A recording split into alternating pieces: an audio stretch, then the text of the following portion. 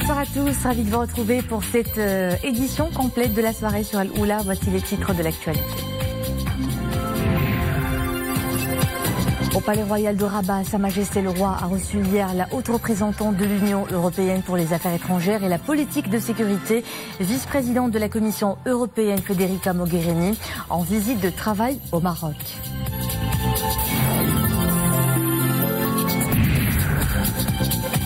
À Boujdour, les infrastructures se renforcent pour doper le secteur de la pêche. Port, halo-poisson, unité de valorisation de produits halieutiques. L'activité tourne à plein régime et profite aux 6000 pêcheurs que compte la province. Page d'histoire sur les traces de la sucrerie Ida Ougourde aux environs des Sabira. Érigé par les Saadiens au XVIe siècle, le site est aujourd'hui en ruine. Une restauration s'impose pour réhabiliter une mémoire glorieuse. Au Palais Royal de Rabat, Sa Majesté le Roi Mohammed VI a donc reçu hier la haute représentante de l'Union européenne pour les affaires étrangères et la politique de sécurité, vice-présidente de la Commission européenne Federica Mogherini, qui effectue une visite de travail au Maroc dans le cadre du renforcement du partenariat stratégique entre le Royaume et l'Union européenne. Mohamed Etlishkar. Le communiqué du cabinet royal souligne que l'audience accordée par Sa Majesté le Roi Mohammed VI à la chef de la diplomatie européenne a été l'occasion de souligner la centralité du Maroc dans la politique extérieure de l'Union européenne, ainsi que l'excellence des relations entre les deux partenaires qui fêtent cette année leur 50e anniversaire. Lors des entretiens, la haute représentante de l'UE pour les affaires étrangères et la politique de sécurité et vice-présidente de la Commission européenne, a souligné l'attachement profond de l'Union au partenariat avec le Maroc, ainsi que le rôle pionnier du Royaume en Méditerranée, en Afrique du Nord, en Afrique, ainsi qu'au Moyen-Orient, pour relever les défis de sécurité, de stabilité et de développement.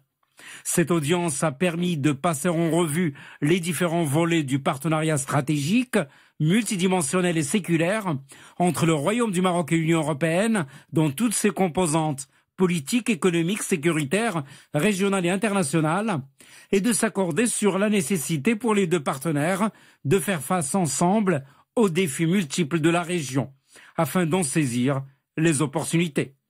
L'adoption récente par le Parlement européen de l'accord agricole Maroc-Union européenne souligne que tout renforcement du partenariat passe par le respect des intérêts supérieurs du Royaume et la préservation de son intégrité territoriale. Le ministre des Affaires étrangères et de la coopération internationale est à Malte, où il a pris part aujourd'hui à la 15e réunion des ministres des Affaires étrangères des pays du dialogue, le 5+5, qui se tient à La Valette. Dans une allocution, Nasser Bourita a appelé à développer une déclinaison du 5+5, pacte mondial sur la migration. Elle a également souligné la maturité dont fait preuve à ce jour ce forum, jugeant au passage le moment opportun pour passer à une nouvelle étape par la création d'un groupe de partenariat dépassant le paradigme classique du 5+5, à savoir le G10 de la Méditerranée. Zoom sur le secteur de la pêche à Boujdour, un pilier de l'économie locale. La province recèle une richesse halieutique importante qui s'ajoute à la mise en place d'infrastructures portuaires adéquates ces dernières années, ports, halo-poisson et autres unités de conditionnement et de valorisation des produits de mer. L'activité tourne à plein régime, du pain béni pour les 6000 pêcheurs que compte la province. Tout semble baigner pour les pêcheurs de la ville de Boujdour ces dernières années. La mise à niveau de l'infrastructure portuaire y est pour beaucoup, avec à la clé un port flambant neuf pour un coût global de 400 millions de dirhams et une halle aux poissons moderne permettant aux pêcheurs d'écouler leur prise dans de bonnes conditions.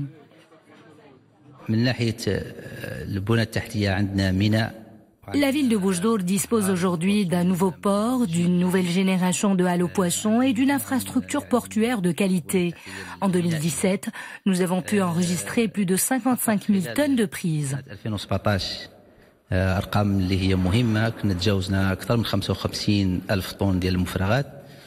Cette belle dynamique a aiguisé l'appétit des investisseurs pour la mise sur pied de nouvelles unités de traitement et de valorisation de produits halieutiques.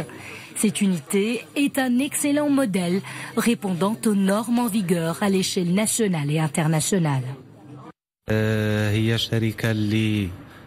Cette entreprise a été lancée en 2017 avec un coût global de 30 millions de dirhams.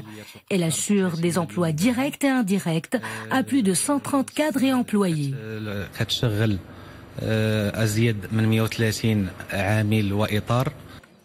La province de Bojdour compte à peu près 6000 pêcheurs.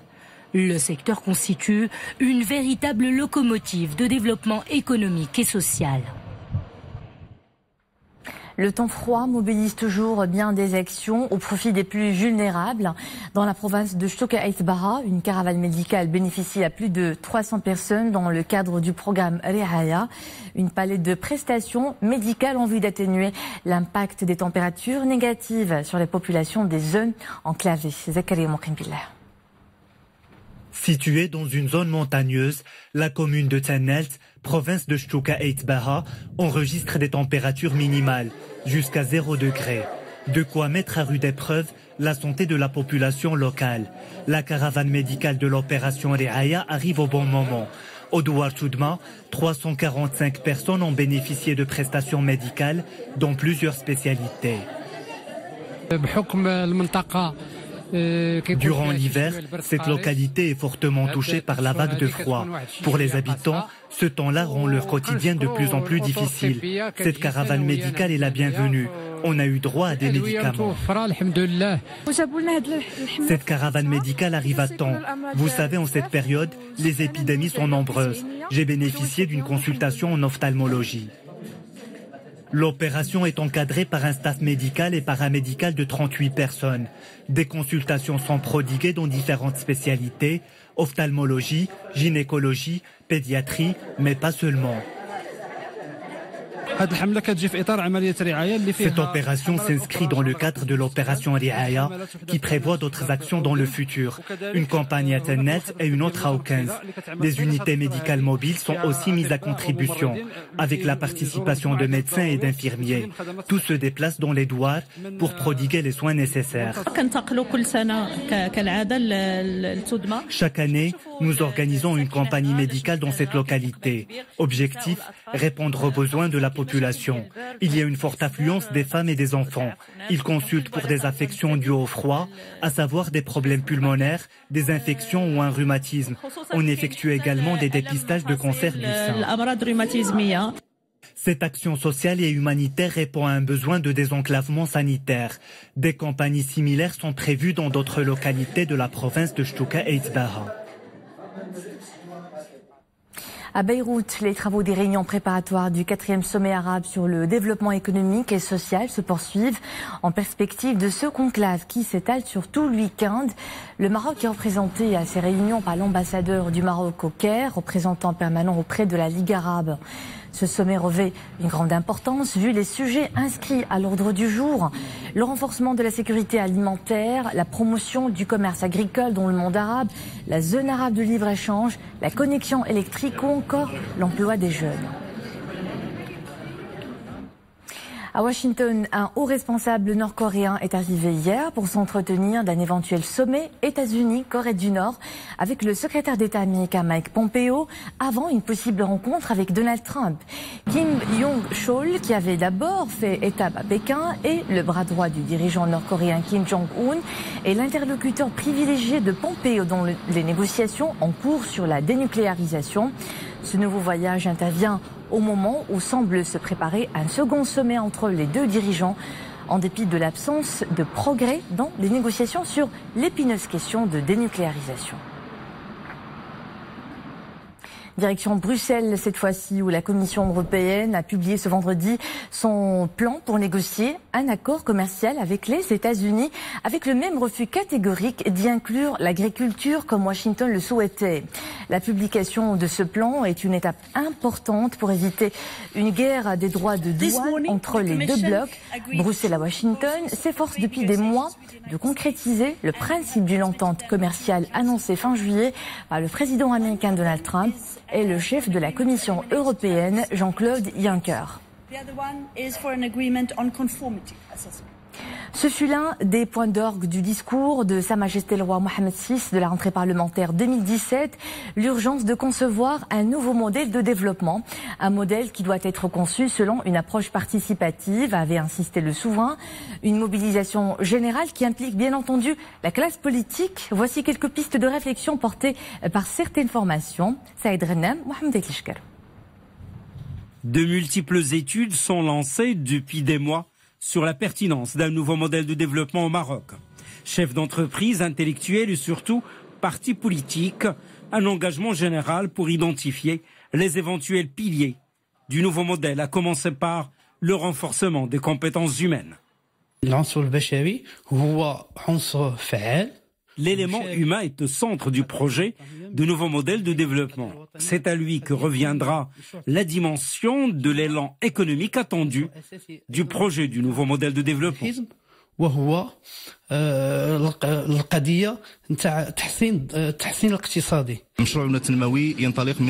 Notre réflexion pour un nouveau modèle de développement part de la nécessité d'une nationalisation des secteurs stratégiques et d'une refonte du modèle de l'éducation.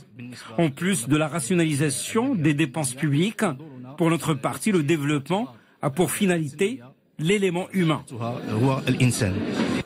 Le royaume ambitionne de mettre sur pied un nouveau modèle de développement à même d'accompagner et de soutenir la politique des grands chantiers selon une approche participative impliquant toutes les forces vives du pays.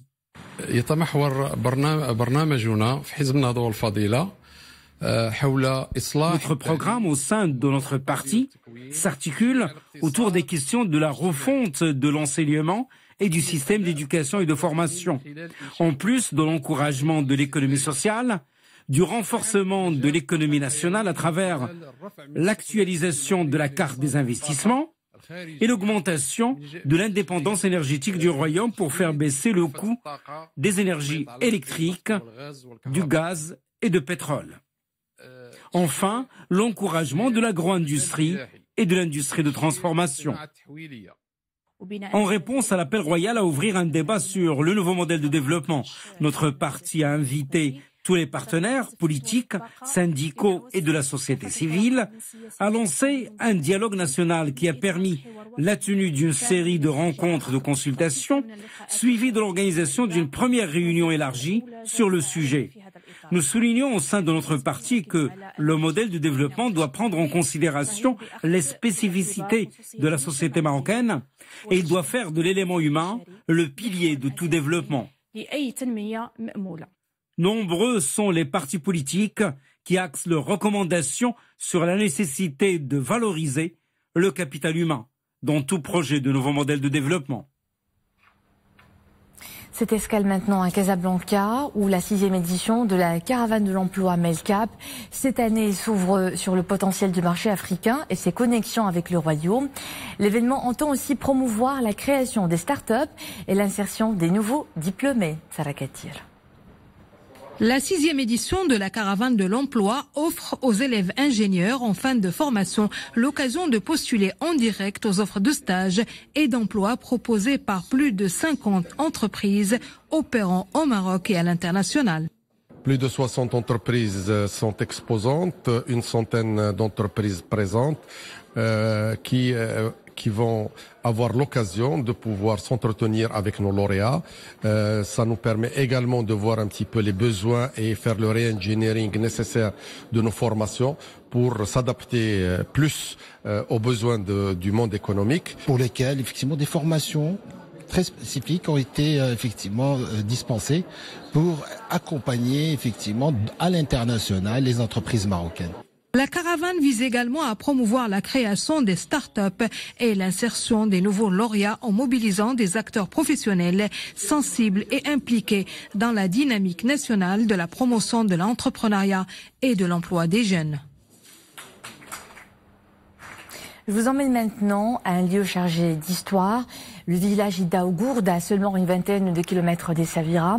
L'un de ses vestiges, une ancienne sucrerie construite au XVIe siècle par les Saadiens. C'était l'un des fleurons de l'industrie marocaine de l'époque.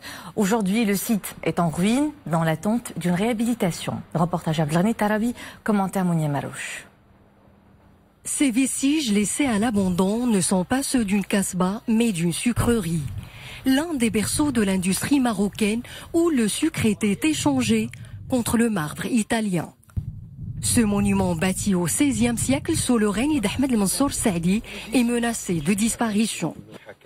Le ministère de la Culture doit se précipiter à restaurer ce monument chargé d'histoire. Il faut surtout le préserver et le faire connaître. Cela va renforcer l'activité touristique dans la région. Quelques traces de Sadia subsistent encore. Elles reflètent le système de drainage d'eau utilisé à l'époque pour alimenter la fameuse usine. Pourtant, pour plusieurs raisons, cette industrie s'est détériorée. La fin ou la mise à mort justement de cette industrie coïncide exactement avec le décès de Mansour Debi. On les connaît, donc cette sécheresse qui a amené évidemment à une diminution de la pression de l'eau et puis après la fécondité de la terre, parce qu'on parle de canne à sucre, c'est qui suggère évidemment une terre très fertile. La sécheresse tout logiquement, mais il y a aussi la légende. Selon celle-ci, le site a fait l'objet d'une attaque agressive des abeilles qui a engendré le départ des artisans. C'est la fin de ce journal. Merci à vous de nous suivre. L'info est de retour à 20h30. J'aurai le plaisir de vous retrouver demain. Bonne soirée.